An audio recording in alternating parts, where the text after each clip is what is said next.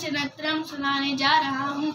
ओम मुदाकरात् मोदकम सदा विमुक्ति साधकम कलाधरावतम सकम विलासिलोकरंजकम नायके गनायकम विनाशितेव दैतकम नता सुभासुनाशकम नमामि तं विनायकम देतरादिवीकरम नमोदिताकबासरम नमस्सरारिणेन्द्रम नदादिकापदुद्धरम सुरेश्वरम निधीश्वरम वजेश्वरम गणेश्वरम नमाजरे परात्परम निरंतरम समस्तलोक संकरम निरस्तदेतु कुंजरम दरेतरोदरम वरम वरे उत्तमक्षरम कृपाकरम क्षमाकरम मुदाकरम यशस्करम नमस्कतां नमस्करोमि भास्वरम अकिंचनार्तिमाजरम चिरंतरोक्तिभाजरम पुरारिपूर्वनंदनम सुरारिगर्वचर्वणम प्रपंचनाशभीषणम धनंजयादिभूषणम कपोलदानवारणम भजे पुराणवारणम नितान्कान्दन्कान्तिकात्मचिन्तरूपमन्तहिं मंत्राय क्रंतरम निरंतरे निरंतरम वसन्तमे योगिनम् तमेकदं विचिन्तयामि शंकरं महागणेश पंचनत्रमाधरे योन्मां प्रगायति प्रभातके विष्णुं गणेश्वरम् अरोगतां मदोस्तां सुसाहितीं सुपुत्रता समाहिता राष्ट्रभूतिमभूपेति सोचिरात्।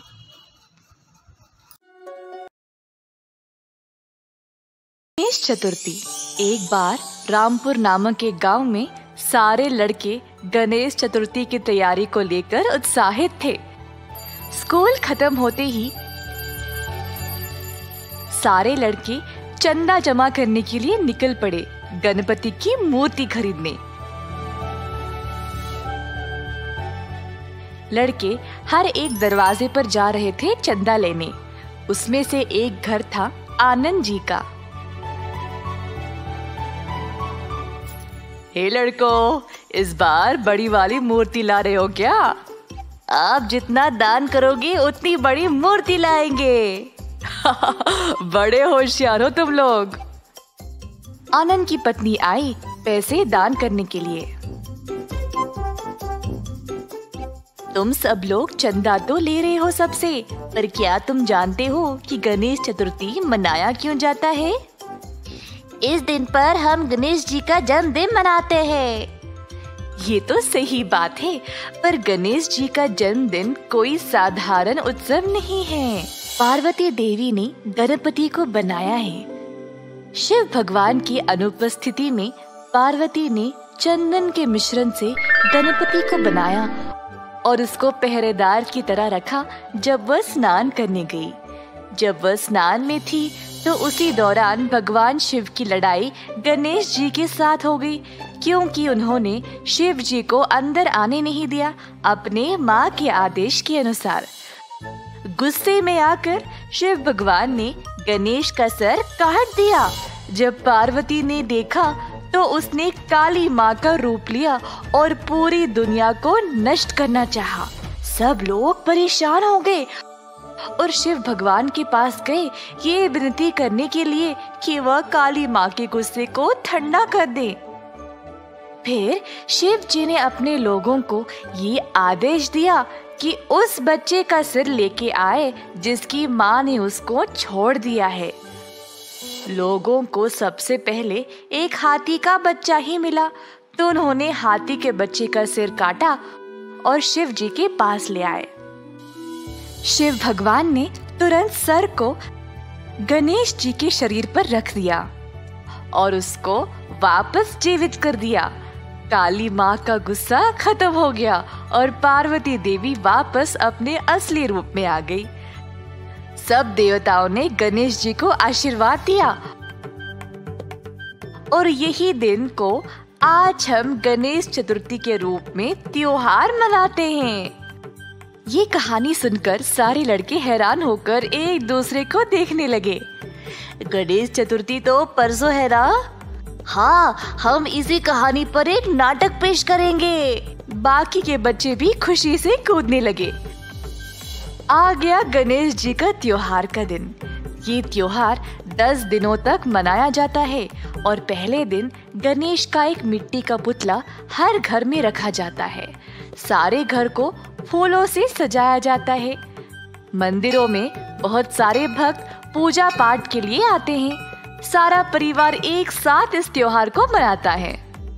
समुदाय के लोग बड़ा मंच बनाते हैं गणेश भगवान की बड़ी मूर्ति रखने के लिए, ताकि सब लोग इस जश्न में भाग ले पाए।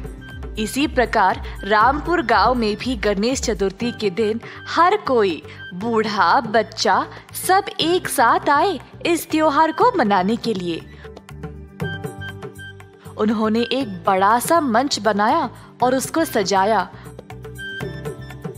और गणेश भगवान की एक बड़ी सी मूर्ति को उस मंच पर रख दिया।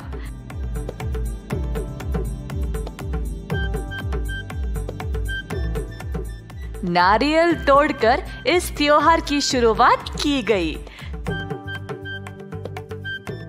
सब लोगों ने चर्चा किया, गणपति बप्पा मोरया, गणपति बप्पा मोरया, गणपति बप्पा मोरया।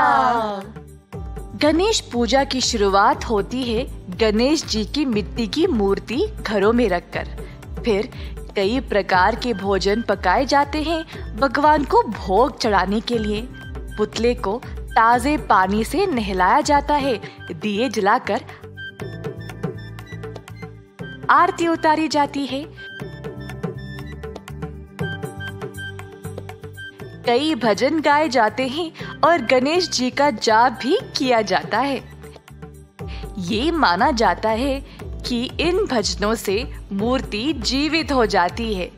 लोग ये भी मानते हैं कि इस त्योहार के दिन गणेश भगवान स्वयं हर एक भक्त के घर में जाते हैं और उनके परिवार के लिए खुशियां और तरक्की ले जाते हैं।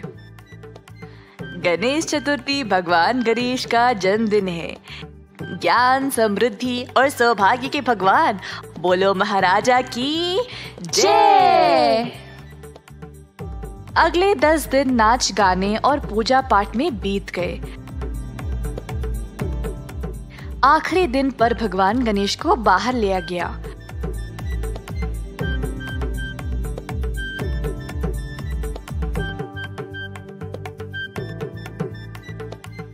सब लोग खुशी से नाच गाने का प्रदर्शन कर रहे थे अपनी भक्ति दिखाने के लिए।